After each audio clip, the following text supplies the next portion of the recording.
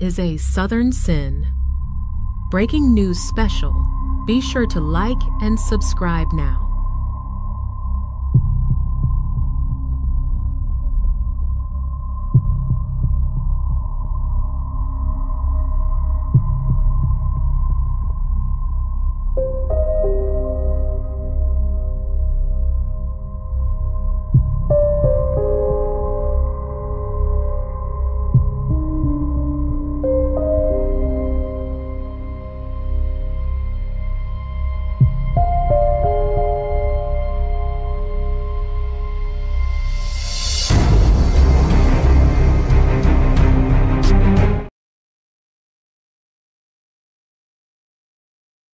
A woman convicted of cutting off a man's head and throwing it in the trash could get out of prison in as little as 15 years. We are breaking down this plea agreement that shocked the victim's family members, and we're going to break it down with a retired judge. Welcome to Sidebar, presented by Law and Crime. I'm Jeff Weber. Police in the Las Vegas suburb of Henderson, Nevada, say 46-year-old Devyn Michaels attacked the father of her children, killing him, and then cut off his head. 46-year-old Jonathon Willette's mother found his body at his home more than a week after he was last seen. He was lying dead without his head, and his body was actually smoking. Investigators believe that that was from chemicals that Michaels had poured onto his body, possibly to cover up evidence. There were empty bottles of cleaner that were apparently found on the floor at the crime scene. Authorities say Michaels actually took Jonathon's head back to her own home before she put it in the trash. Prosecutors say it's believed that local garbage collectors unknowingly took the trash bag containing Jonathon's head, and at the time of this recording, that head has still never been found. Pretty graphic to talk about, but I do have to give you a little background on this family because it's complex, to say the least. So Devyn Michaels and Jonathon Willette, they had apparently been dating on and off for quite some time. They have 2 young daughters together. But Jonathon also had an adult son from a previous relationship, and Michaels ended up marrying him. Yeah, so in a way, he was both her stepson and her husband. It's complicated, I know. Now, they had all been planning to move in together. This is according to prosecutors, allegedly to make things more normal for the young girls. Jonathon's son reportedly told investigators that he and Michaels had gotten married so he could, quote, help her with her medical issues, but what exactly that might mean, it's unclear. Then we fast forward to August 15th, 2023, and police arrest Michaels, and she is charged with Jonathon's murder. Now, Michaels reportedly told police that Jonathon was abusive, that he had tried to force her to perform a sex act on him. So she hit him in the head with some sort of stick. And a police report indicates that she told police that she didn't intend to kill him. She just wanted to hurt him enough that he would have to go to the hospital and she could figure out what she could do with her children. But that doesn't explain why Michaels cut off Jonathon's head and poured chemicals like ammonia and bleach on his body. Well, Jonathon's mother reported to police that when she found his body, a meat cleaver was missing from the kitchen. Jonathon's keys, wallet, bloody cell phone were reportedly found at Michael's place. And here's where things take another strange turn in an already bizarre and macabre story. Just days after Michael killed Jonathon, but before his body was discovered, she was in court on another case. So Michaels, who also goes by Tracy Tavares, was dealing with a child abuse case under that name. She was accused of abuse after her 8-year-old daughter told the teacher that her mother had given her a whooping. Now, Michaels spoke at that court hearing. Let's hear what she had to say. I have done counseling classes, therapy, drug tests, psych evaluations. I've done everything. And everyone I've spoken to say I'm not an abusive person and they don't feel there's any risk for me to abuse her or would ever do this again. So the judge ended up sentencing Michaels to 1 year of probation. But you know what happens? Michaels ends up in front of that same judge a year later, entering into a plea deal for Jonathon's murder. She pleads guilty to a second-degree murder charge. According to Nevada sentencing guidelines, she could face a sentence of up to life in prison, but she would have a chance of parole in just 15 years. The judge will have the final say at a sentencing hearing at the end of October. And for that, I want to talk about this a little bit more. I want to bring on retired New York City Judge Matthew Sciarrino to talk more about this. Judge, thank you so much for coming back here on Sidebar. Appreciate it. Thank you. Nice to be here. Now, before I talk about what the judge may or may not do here, just your overall reaction, impression to a case like this? I think this has a bit to do with television and How to Get Away with Murder and those other type shows. I think she made an attempt based on what she heard and felt to try to cover up this particular murder now that she's guilty with same. I also think that the convoluted nature of the family and the alleged abuse allegations are probably what prompted the plea deal and the prosecutors offering such a plea deal. Because as you know, prosecutors, when it's a very messy type of situation and family dynamic, they're a little bit worried that the jury might take that out on the victim, the person who was murdered, and give a kind of say a pox on everybody type of verdict. So I think a secure plea deal was the better way to probably handle this case in the prosecutor's mind. Just to clarify that, are you saying that she might have been able to mount a defense here? Because the evidence looked pretty damning against her, no? Evidence very much damning, but I also think that with a possible allegation of spousal abuse, she might be able to negate or mitigate some of the sentencing with regards to the case. And probably that would have been what the defense was, because spousal abuse in this type of case would be very, very common. Hey, so I'm going to take a guess and say that a lot of you who watch Sidebar might be business owners, maybe even thinking of starting a little side hustle. Well, if that's the case, I want to talk to you about our amazing sponsor, Odoo.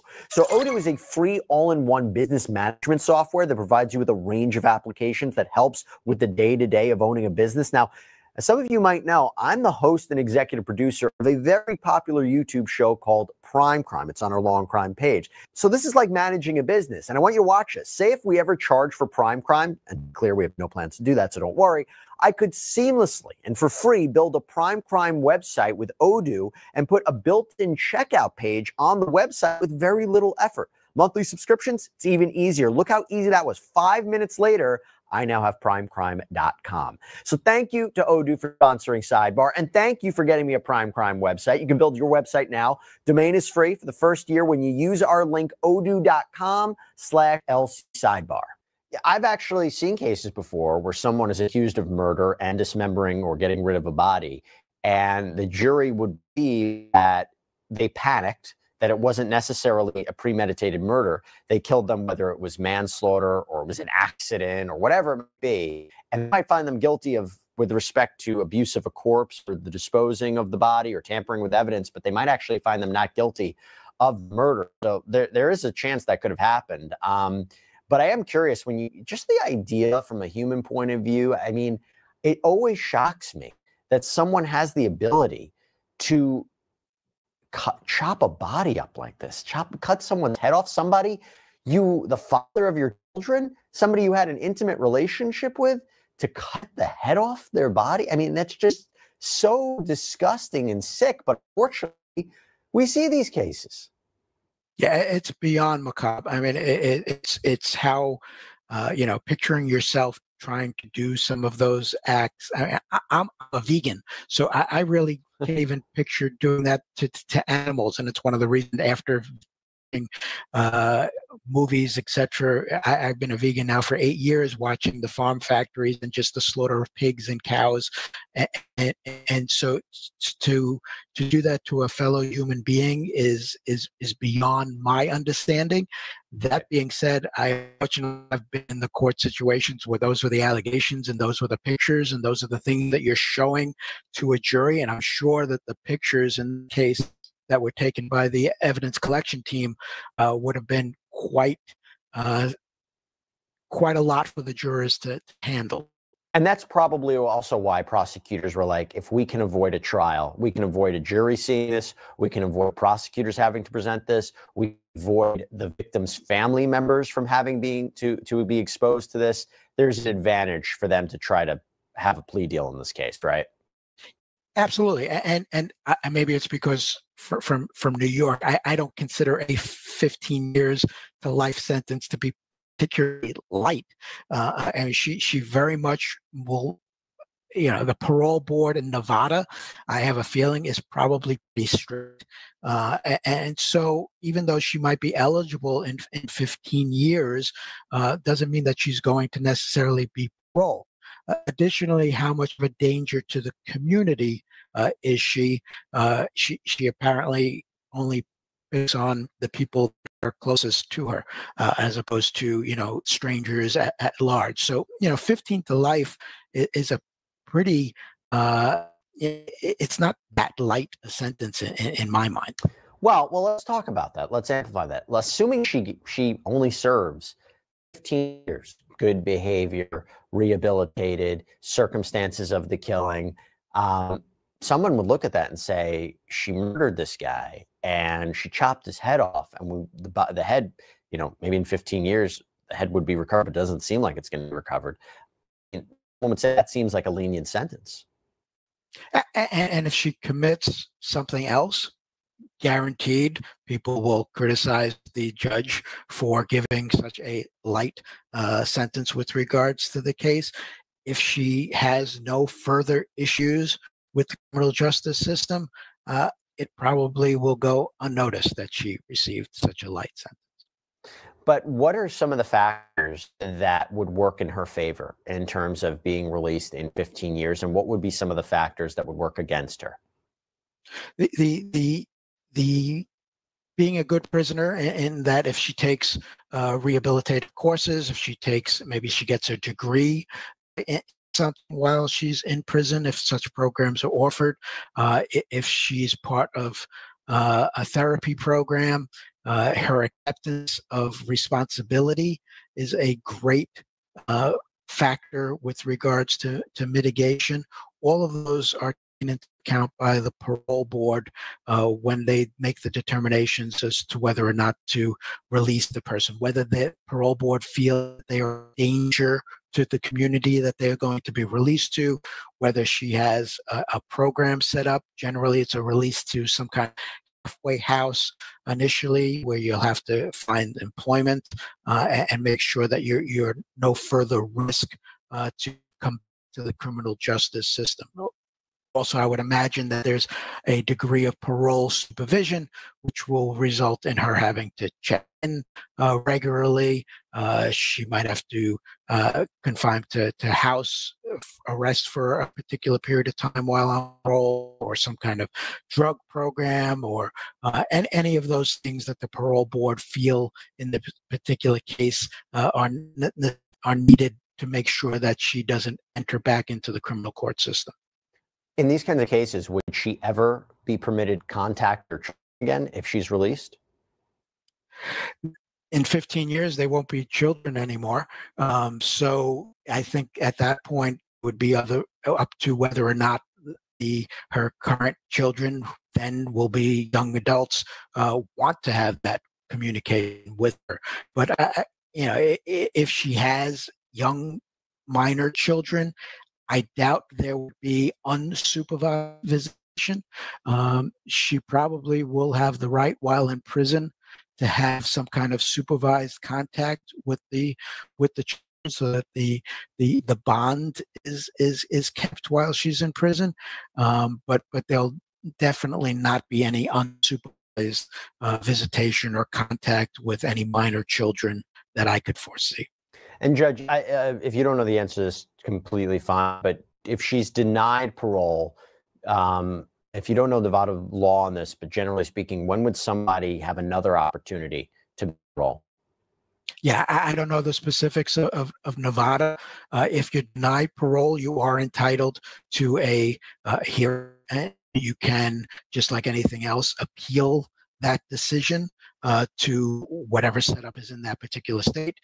In New York, enter into the court system where a court might say that the decision of the parole board was arbitrary, capricious, and therefore overturn that parole board's decision. So you would be able to immediately appeal it. Generally come up for other times 2 to 5 years, depending on the state. By the way, and I can't confirm this, but a family, if the victim's family member is opposed to a plea deal, if they're opposed to that sentence, if they, say, look, 15 years to life, this is not what we wanted. How much say does a victim's family members have in terms of a deal being worked out?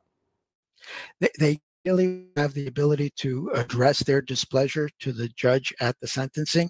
It generally still can be done over the victim's family's objection, because the law in our country, basically, why it's the people of the state of New York, people of the state of Nevada against the person. The government is in control of the particular situation. Some states have stronger victim rights laws than other states.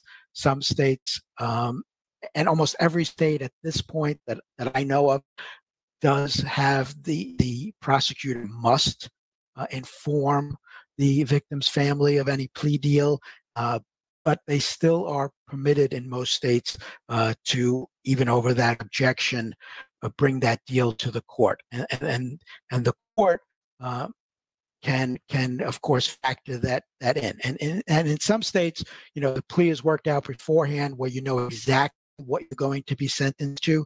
And in other states, there's still a bit of discretion to the court. In the federal courts, if you take a plea deal, you get certain mitigating factors for taking that plea deal, but the ultimate sentence is still 100% in the realm of the judge. In other states, the sentence itself is fully negotiated before you're even going to take a plea deal. It looks like Nevada, the judge does have some room with regards to what the sentence is going to be.